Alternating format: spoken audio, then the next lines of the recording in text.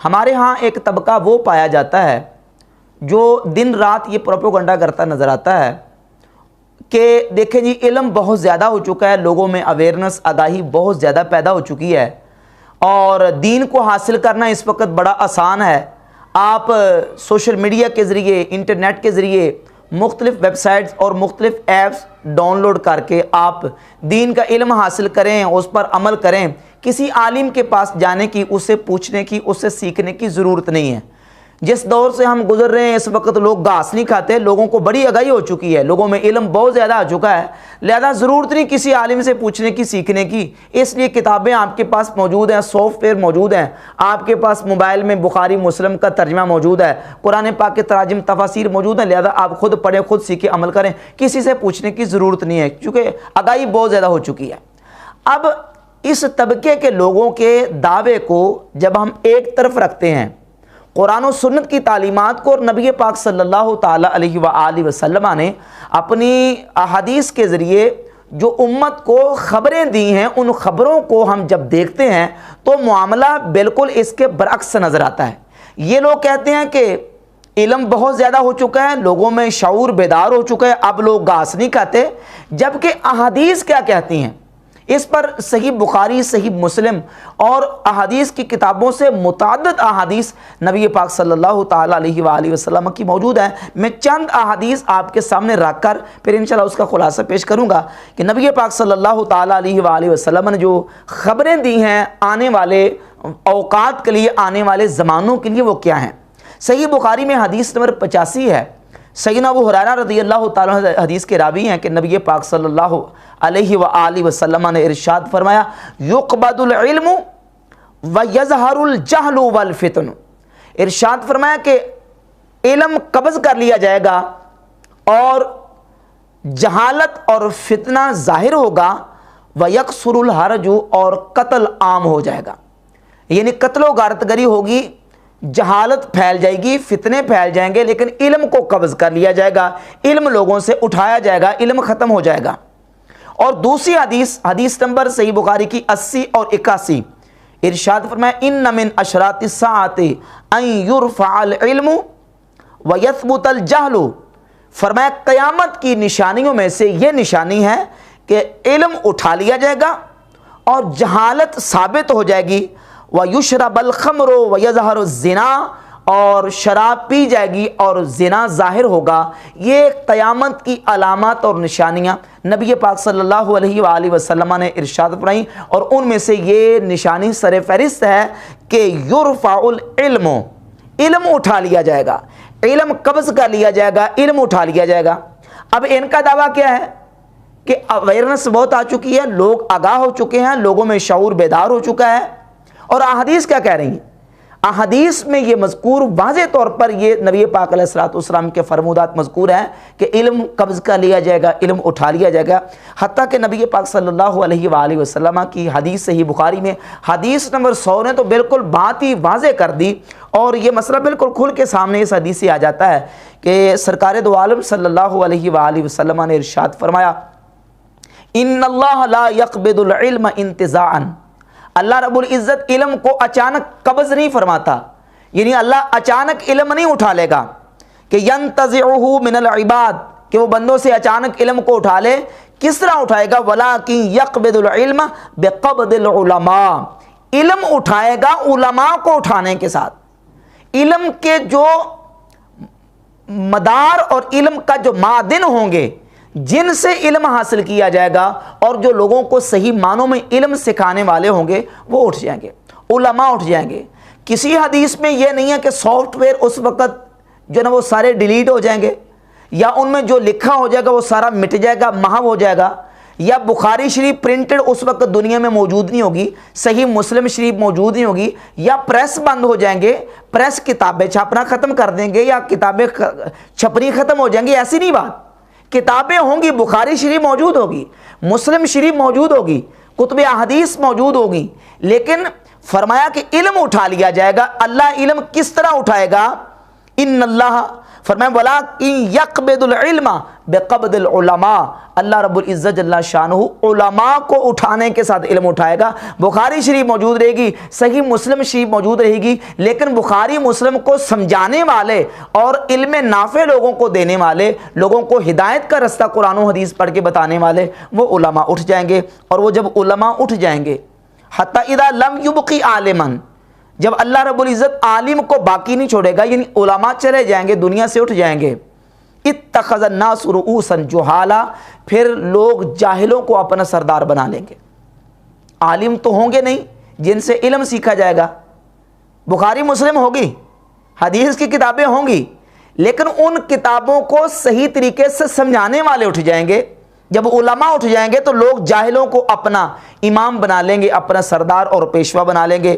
فَسُئِلُوا، پس ان جاہلوں سے پوچھا جائے گا، ان سے سوال کیے جائیں گے، ان کو پرچیاں لکھ لے کے دی جائیں گی، ان کو چٹے لکھ لے کے دی جائیں گی، اور وہ جاہل جنہوں نے کبھی مکتب کا دروازہ نہیں دیکھا ہوگا، جنہوں نے کبھی کسی عالم کے پاس زانو تلمس طے نہیں کیے ہوں گے، جن کا سارا علم کا جو سورس ہے وہ انٹرنیٹ ہوگا، یوٹیوب ہوگی، گوگل ہوگی، ویکیپیڈیا ہوگا، اس سے دیکھ کے جو اندھی کانی تحقیق ان کی ہوگی اس طریقے سے وہ ٹیبل کرسی سجا کے بیٹھ جائیں گے، لوگوں کو اپنے گرد جمع کریں گے، اور جمع کر کے لوگوں کے مفتی اور قاضی اور عالم اور مجتہد اور فقیہ بن کے بیٹھ جائیں گے، اور جو ان کے چاہنے والے ہوں گے، ان کے فالورز ہوں گے، اب ان سے مسائل پوچھیں گے، وہ ان کو مسائل بتائیں گے۔ فَسُئِلُوا، پس جب ان سے پوچھا جائے گا، فَأَفْتَوْا بِغَيْرِ عِلْمٍ، وہ علم کے بغیر فتویٰ دیں گے، چونکہ علم تو پڑھا نہیں ہوگا، اندھی کانی لولی لنگڑی جو تحقیق ہوگی اس سے وہ علم کے بغیر فتویٰ دیں گے۔ فَضَلُّوا وَأَضَلُّوا، پس وہ خود بھی گمراہ ہوں گے اور دوسروں کو بھی گمراہ کریں گے۔ اب اس حدیث میں واضح نبی پاک صلی اللہ علیہ وآلہ وسلم نے ارشاد فرما دیا کہ علم قبض کر لیا جائے گا، اور علم اس طرح نہیں اٹھایا جائے گا کہ لائبریریوں سے کتابیں غائب ہو جائیں گی، یا پریس کتابیں چھاپنی بند کر دیں گے، یا صحیح بخاری مسلم کے نسخے دنیا سے اٹھ جائیں گے، یا ان میں جو کچھ لکھا ہے وہ محو ہو جائے گا۔ نہیں، کس طرح اٹھے گا؟ بقبض العلماء، علماء کے اٹھنے سے علم اٹھ جائے گا۔ ان کتابوں کو سمجھانے والے اور ان کتابوں کا صحیح جو فہم ہے وہ دینے والے جب اٹھ جائیں گے تو پھر لوگ جاہلوں کو اپنا سردار بنا لیں گے، اور ان سے مسائل پوچھ کے وہ خود گمراہ ہوں گے اور لوگوں کو گمراہ کریں گے۔ اب ان حدیث سے پتہ چلتا کہ علم اٹھ جائے گا، علم اٹھا لیا جائے گا، علم قبض کر لیا جائے گا۔ اور ان لوگوں کے دعووں کو دیکھیں، یہ دعوے کرتے ہیں کہ علم آ چکا ہے، اور بظاہر جب ہم دیکھتے ہیں تو بظاہر ایسے ہی لگتا ہے کہ وہ بندے جن کا دین کے ساتھ کوئی تعلق ہی نہیں ہے، وہ اپنے موبائل میں بخاری شریف بھی لے کے بیٹھے ہیں، مسلم شریف بھی لے کے بیٹھے ہیں، پورے مکتبہ جو شامل ہے وہ جناب ڈاؤن لوڈ کر کے انہوں نے اپنی جیبوں میں ڈالے ہوتے ہیں۔ ہزاروں کتابیں موبائلز میں اور ہزاروں کتابیں اپنے لیپ ٹاپس وغیرہ میں رکھی ہوتی ہیں، اور بظاہر لگتا ہے کہ دیکھیں ایک اتنی بڑی لائبریری اپنے موبائل میں رکھ کے جیب میں بندہ جو نا وہ جا رہا ہے، تو بظاہر تو علم نظر آتا ہے کہ علم آ رہا ہے اور لوگوں کو اویئرنس اور آگاہی، لیکن حقیقت جب ہم دیکھتے ہیں نبی پاک علیہ الصلوۃ والسلام کے فرمودات تو حضور فرماتے ہیں علم اٹھا لیا جائے گا،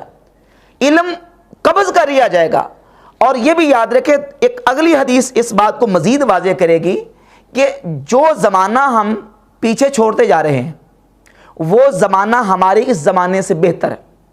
ہزاروں درجے بہتر ہے۔ جیسے جیسے ہم پیچھے چلتے جائیں گے تو وہ پیچھے گزر گیا زمانہ ہمارے زمانے سے کئی گنا زیادہ بہتر ہے، اور جیسے جیسے ہم آگے کی طرف دیکھتے ہیں تو آگے والا دور اور آگے والے جو قرن ہیں وہ بدتر سے بدتر آتے جائیں گے۔ اور نبی پاک صلی اللہ علیہ وآلہ وسلم نے یہ خبر بھی دی، صحیح بخاری کی 7068 نمبر حدیث ہے کہ فرمایا لا یاتی علیکم زمان الا الذی بعدہ شر منہ، فرمایا تم پر جو بھی زمانہ آئے گا ہر آنے والا دور پہلے دور سے بدتر ہوگا، یعنی پہلے دور میں خیر ہوگی اور آنے والے دور میں شر ہوگا۔ اب دیکھیں کہ آج سے 25 30 50 100 سال پہلے ہم کہتے خیر تھا، ان کے پاس علم بھی تھا، عمل بھی تھا، تقوی بھی تھا، طہارت بھی تھا، حیا بھی تھی، ہدایت بھی تھی، سارا کچھ تھا، لیکن جوں ہم قیامت کے قریب چلتے جا رہے ہیں اور جیسے جیسے ہمارا دور قیامت کے قریب آتا جا رہا ہے فتنے بڑھتے جا رہے ہیں، بے عملی، بے حیائی، فتنے، گمراہیاں بڑھتی جا رہی ہیں۔ تو سرکار دو عالم صلی اللہ علیہ وآلہ وسلم نے جو فرمایا کہ ہر آنے والا دور پہلے دور سے بدتر ہوگا، حتیٰ تلقوا ربکم، حتیٰ کہ تم اپنے رب سے ملاقات کرو گے۔ اس سے بھی یہ بات بالکل واضح ہوئی کہ ہم جس دور سے گزر رہے ہیں یہ پہلے دور سے اچھا نہیں ہے، یہ پہلے سے برا ہے۔ اور پہلے دور میں جس طرح لوگوں کے پاس علم ہوتا تھا، آج لوگوں کے پاس وہ علم نہیں ہے، کیونکہ علم طوطے کی طرح رٹ لینے کا نام نہیں ہے۔ علم جو ہے وہ کتابوں کو موبائل میں سیو کر لینے کا نام نہیں ہے۔ علم جو ہے وہ جیب میں ڈال کے کتابیں جو ہے نا وہ دائیں بائیں جانے کا نام نہیں ہے۔ علم عمل کے ساتھ اس کی اہمیت ہے، آگے حدیث انشاءاللہ آئیں گی، علم کی اہمیت عمل کے ساتھ ہے۔ اب دیکھیں جب علم آتا ہے تو اندھیرے ختم ہوتے ہیں، تاریکی ختم ہوتی ہے، جہالتیں ختم ہوتی ہیں، گمراہیاں ختم ہوتی ہیں، ہدایت آتی ہے۔ علم روشنی ہے، علم نور ہے، علم سے ہدایت آتی ہے، علم سے روشنی آتی ہے۔ علم آئے انسان میں حیا پیدا ہوتی ہے، انسان میں عاجزی پیدا ہوتی ہے، انسان میں انکساری پیدا ہوتی ہے۔ علم آئے تو انسان میں عمل کا جذبہ پیدا ہوتا ہے۔ اب ہم زیادہ نہیں، صرف 3 پوائنٹ کو دیکھ لیتے ہیں۔ اگر علم زیادہ ہو چکا ہے تو مجھے بتائیں کہ جو زمانہ پہلے گزر چکا ہے اور جس سے ہم گزر رہے ہیں، پہلے زمانے میں فتنے زیادہ تھے یا اب فتنے زیادہ ہیں؟ یقیناً اب فتنے زیادہ ہیں۔ پہلے دور میں فتنے کم تھے، اب جو ہے وہ فتنے زیادہ ہیں۔ تو اس کا مطلب یہ ہے کہ اگر علم آیا ہوتا، علم لوگوں میں زیادہ آیا ہوتا تو فتنے کم ہوتے، ہدایت زیادہ آتی لوگوں کو، گمراہی سے لوگ زیادہ بچتے۔ آج تو گلی محلے میں گمراہیوں کے جناب والا لوگوں نے دروازے کھول کے ہر گلی محلے میں اللہ ماشاءاللہ ایک ایک نیا فرقہ پیدا کر لیا، نئے سے نئے فتنہ جو نا وہ لوگ ایجاد کر رہے ہیں۔ اس کا مطلب یہ ہے کہ علم آیا ہوتا تو ہدایت آتی، گمراہی کے اندھیرے چھٹ جاتے، لیکن اس کے برعکس ہم دیکھ رہے ہیں کہ گمراہی اور فتنے زیادہ پھیل رہے۔ علم آئے تو انسان میں حیا پیدا ہوتی ہے۔ اب کیا ہو رہا ہے؟ اب لوگوں میں پہلے سے زیادہ حیا پیدا ہو رہی ہے یا کم ہو رہی ہے؟ کم ہو رہی ہے۔ نہ بڑوں کا حیا، نہ اپنے والدین کا حیا، نہ ہی اسلاف امت کا حیا، نہ اولیاء اللہ کا حیا، نہ جناب والا اس طریقے سے جو شریعت ہم سے تقاضا کرتی ہے اس انداز سے بڑوں کا ادب احترام حیا، نہ ہی اکابرین اسلاف کا اس طریقے سے حیا، نہ صحابہ کرام، نہ اہل بیت اطہار رضوان اللہ تعالی علیہم اجمعین۔ اور ایسے ایسے لوگ پیدا ہو رہے ہیں جو نیچے سے لے کر اوپر تک امت کے اسلاف کے خلاف اپنی زبانیں کھول رہے ہیں۔ صحابہ کرام رضی اللہ تعالیٰ عنہم کی ذوات اقدس تک، نبی کریم علیہ الصلوۃ والسلام کی آل بیت اطہار رضوان اللہ علیہم اجمعین تک کی ذوات طیبات پر اپنی زبانیں تان دراز کر رہے ہیں۔ ان سے حیا ختم ہوتا جا رہا ہے۔ نہ اسلاف امت کا حیا، نہ بڑوں کا حیا، نہ اکابرین کا حیا، نہ جو ہے وہ امت کے ولیوں کا حیا۔ تو کیا علم یہ درس دیتا ہے کہ انسان سے حیا ختم ہو جائے؟ تو یہ حیا کا نہ رہنا اور لوگوں میں بے حیائی پھیل جانا، بے ادبی پھیل جانا، یہ اس بات کی دلیل ہے کہ علم ان کے پاس نافع نہیں ہے۔ اگر علم نافع ہوتا تو حیا پیدا ہوتی۔ اور تیسرا درجہ ہے علم کے بعد عمل کا۔ ہزاروں بندے ایسے آپ کو ملیں گے اور کئی ایسے لوگ ہم نے خود دیکھے ہیں کہ جو علم کا دعویٰ کرتے ہیں، لیکن اگر علم کے ساتھ عمل کی بات کریں تو عمل کے حوالے سے دور دور تک ان کا عمل کے ساتھ کوئی تعلق نہیں۔ یقین جانے کہ نماز تک با جماعت پڑھنا ان کو نصیب نہیں ہوتا، اور اتنے جو نا وہ بڑے بڑے دعوے علم کے کرتے ہیں۔ سنت کے مطابق چہرہ بنانا ان کو نصیب نہیں ہوتا، سنت کے مطابق لباس پہننا ان کو نصیب نہیں ہوتا، سنت کے مطابق اپنی وضع قطع حجامت بنانا ان کو نصیب نہیں ہے، اور دعوے کرتے ہیں محدثی کے اور دعوے کرتے ہیں علم کے اور کہتے ہیں کہ ہم چما دیگرے نیز۔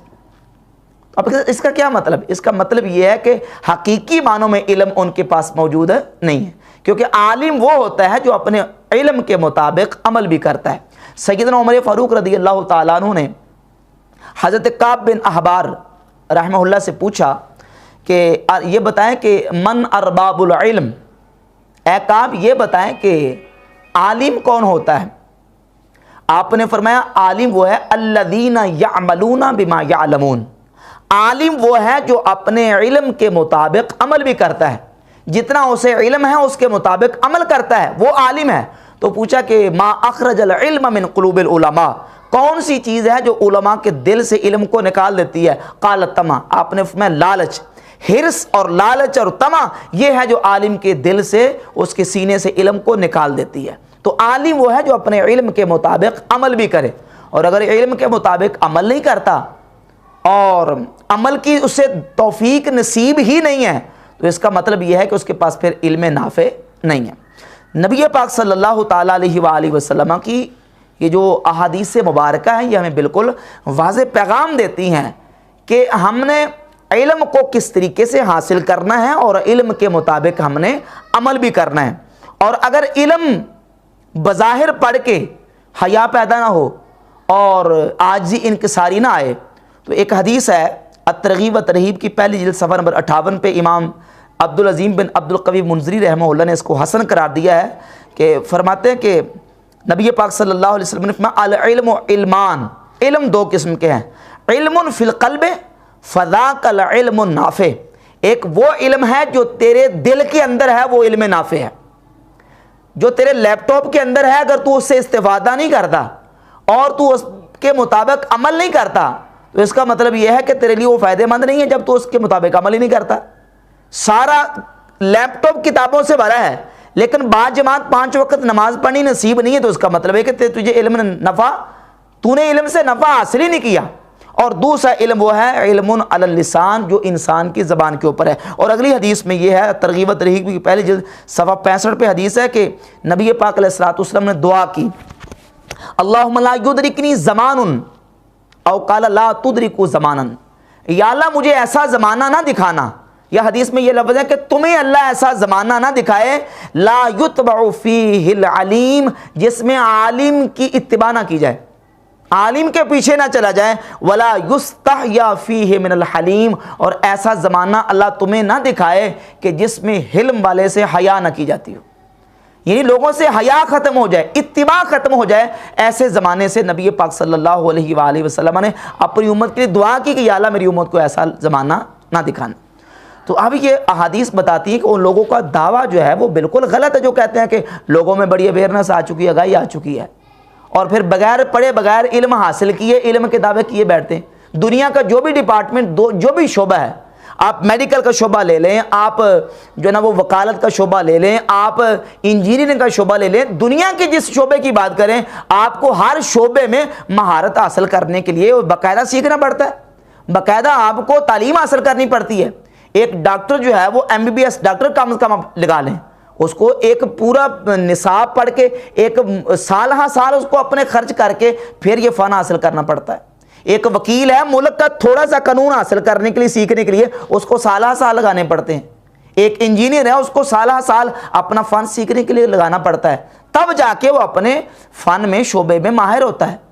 اور دین کو اس طرح انہوں نے لوگوں نے اس قسم کے لوگوں نے سمجھا ہوا ہے کہ جناب کسی سے سیکھنے کی ضرورت نہیں ہے، اور پھر دین میں اپنی من مرضی سے کام لیتے ہیں۔ یہی لوگ جو کہتے ہیں عالم کے پاس نہ جاؤ خود سیکھو، یہی لوگ ٹیبل کرسی لگا کے لوگوں کو قرآن سکھا رہے ہوتے ہیں۔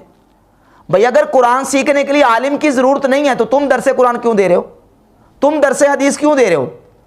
تمہارا درس قرآن کس مقصد کے لیے ہے؟ صرف اس مقصد کے لیے ہے کہ ان بولے بالے لوگوں کو ان کے صحیح العقیدہ علماء سے دور کر کے اپنا جو چورن ہے وہ بیچا جائے اور اپنی جو ڈگڈگ بھی وہ بجائی جائے، اور اپنی جو عقیدہ ہے پھیلانا ہے وہ ان کو درس قرآن کے نام سے پھیلایا جائے۔ اگر قرآن خود سیکھ کے سمجھنا عمل کرنا ہے تو آپ درس قرآن کیوں دیتے ہیں؟ لوگوں کو آپ قرآن مجید خرید کے دے دیں ہدیتاً کہ یہ لے پڑھیں اور خود خود سیکھیں سمجھیں اور عمل کریں، بلکہ یہ بھی نہ کریں، لوگوں کو پیسے دے دیں، 1000 1500 2000 روپیہ دیں کہ ٹھیک ہے اپنی مرضی سے قرآن پاک کو ترجمہ لیں، کوئی تفسیر لیں، خود پڑھیں، خود سمجھیں، خود عمل کریں۔ لیکن ایسے نہیں ہوتا کہ یہی لوگ جو کہتے ہیں علماء کے پاس نہ جاؤ، علماء سے سیکھنے کی ضرورت نہیں ہے، یہی لوگوں کو قرآن سکھا رہے ہوتے ہیں، اور یہی لوگ پھر بیٹھ کے لوگوں کی پرچیاں وصول کر کے ان کے جوابات دے رہے ہوتے ہیں۔ 20 ایسی آپ کو ڈاکٹرز ملیں گے، 20 ایسی آپ کو ایڈوکیٹ وکلاء ملیں گے جو درس قرآن دے رہے ہیں، جنہوں نے کبھی مکتب کا کسی عالم کے پاس زانو تلمذ طے کرنے کی جنہیں کبھی توفیق نصیب نہیں ہوئی، کبھی مکتب کا دروازہ تک نہیں دیکھا، وہ درس قرآن دے رہے ہیں۔